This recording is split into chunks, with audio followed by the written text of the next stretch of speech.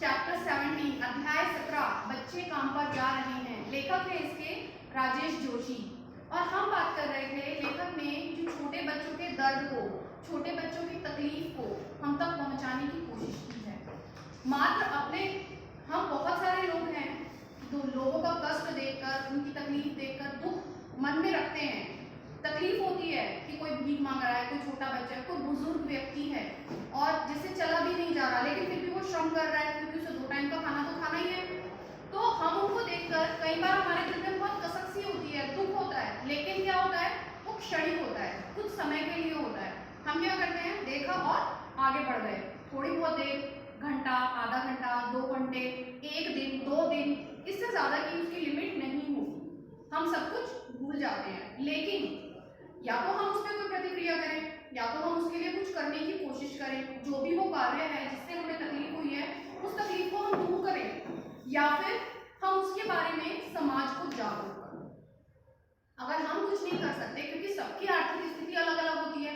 अगर मैं कहने लगूं कि मुझे बहुत दुख होता है छोटे छोटे बच्चों को काम पे देख के, जाते हुए देख के, या बुजुर्ग व्यक्तियों को कार्य करते हुए देख के, या किसी भी तरह की और तकलीफ पाते हुए मेरा मन करता है, वास्तविकता मैं बता रही हूँ, मेरा मन करता है कि मैं इनकी तकलीफ दूर करूं, लेकिन जरूरी नहीं है कि मेरी पॉकेट अलाउ करे, मेरी पॉकेट मुझे ये कहे कि आप सबका कष्ट दूर कर दो। इतना बड़ा तो कोई भी नहीं है कि सबके कष्टों को दूर कर दे।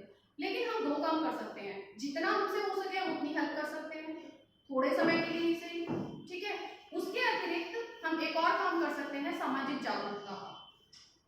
आजकल क्या होता है, सामाजिक जागरूकता के नाम पे भी लोग बहुत सारे ग्रुप्स मेंटेन करते हैं, उसमें पैसा इकट्ठा करते हैं और अपने मजे करते हैं। हर एक तरह की दुनिया है, दुनिया में आपको प्रत्येक प्रकार का व्यक्ति मिलेगा, हर तरह के लोग होते हैं। कुछ लोग जैसे अभी पीछे केदारनाथ वाला हुआ था, बाढ़ आ गई थी, वहां पे कांड हुआ था जो भी, उसके बाद वहां की हेल्प करने के लिए लोगों ने बहुत सब कुछ सब जगह से इकट्ठा किया, लोगों ने दान भी दिए, लेकिन कितना उनके पास पहुंचा?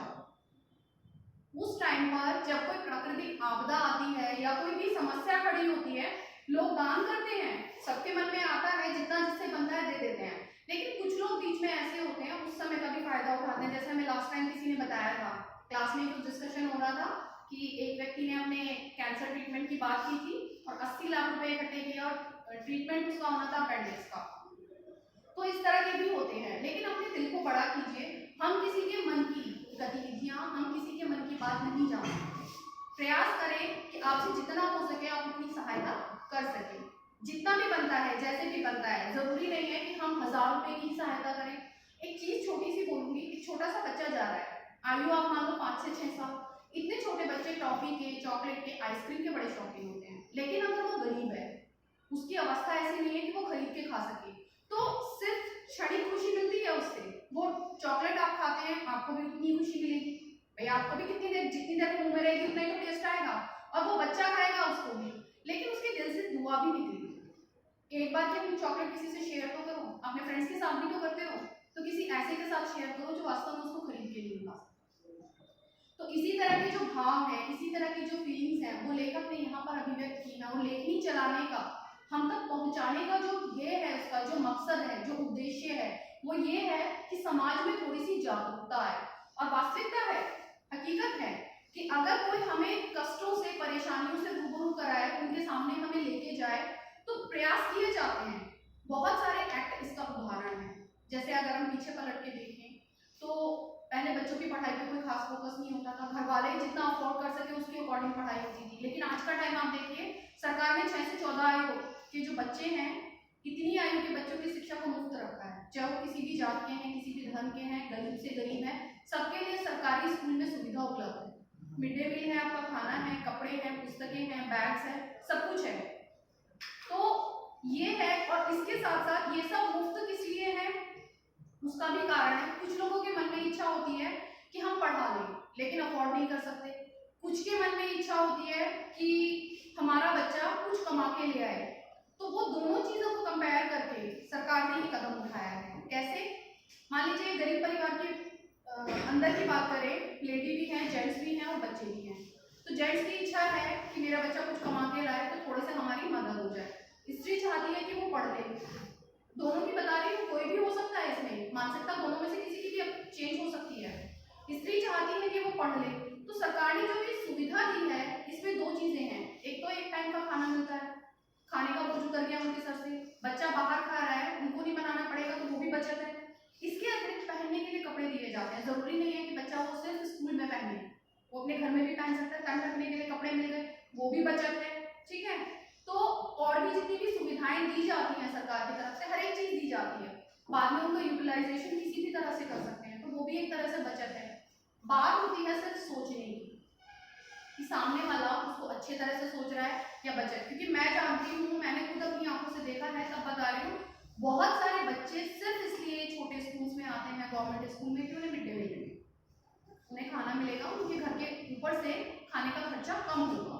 और उनकी टाइमिंग क्या होती है, मान लीजिए मिड डे मील का टाइम है ठीक 12 बजे, तो वो बच्चे 11:30 बजे आएंगे और 12:30 बजे भागेंगे कि बस अब हो गया हमारा खाना पीना, हमने खा लिया, अब हम जाए।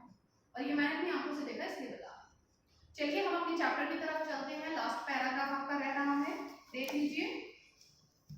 लास्ट पैरा में इससे पहले जो हमने पढ़ा था, लेखक ने वर्णन किया था कि क्या सारी गैसें अंतरिक्ष में चली गई हैं, क्या किताबों को सारी दीमकें खा गई हैं। तो आगे वो कहता है, तो फिर बचा ही क्या है इस दुनिया में, कितना भयानक होता अगर ऐसा होता। भयानक है, लेकिन इससे भी ज्यादा यह है कि है सारी चीजें हस्ब मामूल, पर दुनिया की हजारों सड़कों से गुजरते हुए बच्चे, बहुत छोटे छोटे बच्चे काम पर जा रहे हैं।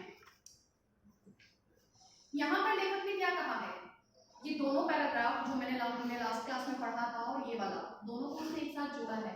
पहले वाले में उसने प्रश्न किया था कि क्या सारी गैसें खो गई हैं अंतरिक्ष में, क्या किताबों को दीमकों ने खा लिया है, या फिर जितने भी खिलौने हैं वो कहाँ किसी पहाड़ के नीचे दब गए हैं, या जितने भी मदरसे यानी पाठशालाएं हैं वो किसी भूकंप में ढह गई हैं, और सारे जितने भी मैदान हैं, घर के आंगन हैं, वो सारे खत्म हो गए हैं। ये सारे प्रश्न लेखक ने हमसे किए थे। इसके बाद लेखक कहता है, अगर ऐसा है, जो ये बातें, जो प्रश्न वो कर रहा है कि अगर ऐसा है कि ये सारी स्थितियां वास्तविकता में हो रही हैं, तो फिर इस दुनिया में बचता ही क्या है।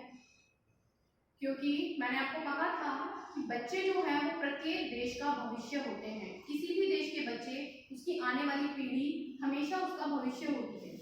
तो अगर ऐसा है कि उस देश में, उस जगह पर इतनी सारी दुर्घटनाएं हो गई हैं, ऐसा कोई भी माध्यम नहीं है जो बच्चों का विकास कर सके, तो फिर उस देश के पास कुछ भी नहीं बचता है। कितना भयानक होता अगर ऐसा होता। अब लेखक प्रश्न का जवाब दे रहा है। वो कह रहा है कि अगर वास्तविकता में ऐसा कुछ हुआ होता, जो भी उसने प्रश्न किए हैं कि वास्तविकता में अगर ऐसा हो जाता तो कितना भयानक होता, कितना गलत होता, कितना बुरा होता। क्यों? क्योंकि ये सारी चीजें भविष्य का निर्धारण करती हैं, एक बालक की मानसिकता को विकसित करती हैं। अब मैं छोटी सी चीज यहाँ पर बोलूंगी। एक छोटा बच्चा है, कंपैरेटिवली आप देखिएगा, एक गरीब परिवार का और एक संपन्न, मैं अमीर परिवार का नहीं कह रही हूँ, एक संपन्न परिवार जो अपने बच्चे का भरण पोषण, पालन पोषण कर सकता है। जो वो छोटा बच्चा है उसकी सोच क्या होगी, आयु के अनुसार। उसको खाने के लिए मिल रहा है, कपड़े पहनने के लिए मिल रहा है, खेलने के लिए खिलौने मिल रहे हैं, वो पढ़ना चाहे या ना चाहे, पढ़ने के लिए उसे पुस्तकें भी मिल रही हैं, विद्यालय भी जा रहा है। अब हम लोगों की फैमिलीज में जो बच्चे होते हैं, जब स्कूल जाते हैं कितना रोते हैं, और उनका क्या कहना होता है, मुझे स्कूल नहीं जाना। इसके मुकाबले अब दूसरे कंपैरिजन कीजिए, तुलनात्मक अध्ययन कीजिए गरीब परिवार का।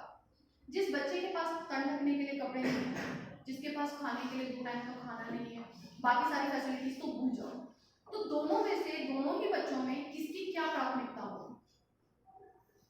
क्या वो दूसरे बच्चे को देखकर गरीब वाला सबसे पहले स्कूल जाने के लिए सोचेगा, या सामने वाले बच्चे को देखकर ये सोचेगा कि वो अच्छी सी टॉफी और चॉकलेट खा रहा है, मुझे भी मिल जाए, वो बढ़िया कपड़े पहन रहा है, मुझे भी मिल जाए, कम से कम मेरा तन ढकने के लिए उसको पुरानी मिल जाए। सोचने में फर्क आएगा ना, वो यही सोचेगा। तो ये जो मानसिकता उस बच्चे की बनी है, ये उसे कहाँ लेके जा रही है? उसका जो बाकी विकास है, जो उसका आईक्यू लेवल है, जो चीजें उसके पास है, वो उन सबको बांध रही है।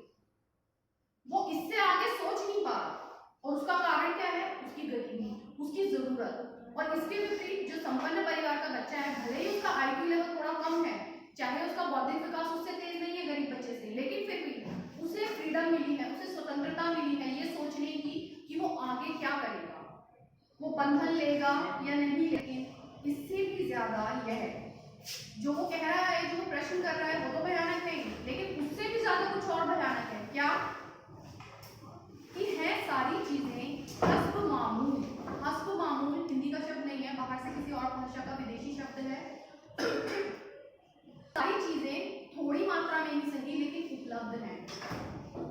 ज्यादा नहीं है, सबके लिए नहीं है, जो संपन्न है, जो अफोर्ड कर सकते हैं उनके लिए है। पर दुनिया की हजारों सड़कों से गुजरते हुए, मतलब स्थिति इससे भी ज्यादा भयानक है। वो एक तरफ भयानकता का दर्शन हमें करा रहा है कि अगर ये सब नहीं होता तो भयानक होता, लेकिन अब क्योंकि हमारे पास ये सारी सुविधाएं उपलब्ध हैं तो स्थिति और भी ज्यादा भयानक है। क्यों? पर दुनिया की हजारों सड़कों से गुजरते हुए, अब सड़कें आप जानते हैं बहुत सारी हैं, तो सबके लिए वो कह रहा है हजारों सड़कों से लेकर का मतलब है कि आपको गरीब बच्चे काम पर जाते हैं कहीं भी दिख सकते हैं। बहुत छोटे छोटे बच्चे काम पर जा रहे हैं। लेखक कह रहा है कि कितने आयु का मैं वर्णन नहीं कर सकता, आयु में कोई भी ऐसा नहीं है कि कम से कम आयु का आपको देखने को ना मिले। हो सकता है 1-2 साल का बच्चा जो ढंग से चलता भी नहीं, मैं ये नहीं कहूँगी कि वो बाल मजदूरी के लिए जा रहा है, लेकिन आपने देखा होगा कि जो स्त्रियां कार्य करती हैं मजदूर वर्ग का, वो अपने साथ अपने बच्चों को भी लाती हैं। तो कई बार क्या होता है, जैसा कार्य हम अपने माता पिता को करते देखते हैं, छोटे आयु के जो बच्चे होते हैं बहुत चंचल होते हैं तो उनकी क्या इच्छा रहती है कि मैं अपने माता पिता के कार्य में हाथ बढ़ाऊं, चाहे वो किसी भी तरह से करें। आप अपने घर में भी देखिए, जो छोटे छोटे 3-3, 4-4 साल के बच्चे होते हैं, 2 साल के बच्चे होते हैं, वो कोशिश करते हैं अगर आप पानी पी रहे हैं, पानी लाओ, चाहे भले ही उससे टैप तक हाथ ना जाए, चाहे वो ग्लास भी ना उठा सके, पानी लाओ। पानी पीने के बाद घर में एक बड़े बच्चे को बोलिए, 8 to 10 के बच्चे को बोलिए बेटा ग्लास किचन में रखा। हाँ, अभी सोचते हैं, देखते हैं, रखाएंगे, जब रुकूंगा तब रखाऊंगा। और एक छोटे बच्चे को कह के देखिए, वो कहने का भी मौका नहीं देगा। जैसे ही आपने उसके बड़े बहन भाई को कुछ कहा, वो बोलेगा मैं जाऊं। तो ये बाल स्वाभाविक क्रियाएं हैं। तो छोटे बच्चे जो जिनकी आयु बहुत कम है, अपने माता या पिता के साथ अगर जाते हैं तो वो वहां पर हेल्प करते हुए आपको नजर आ जाएंगे। तो लेखक ये कह रहा है आयु का कोई बंधन नहीं है, छोटी से छोटी आयु के बच्चे आपको काम पर जाते हुए दिखाई दे सकते हैं। यहाँ आपका चैप्टर खत्म हो गया।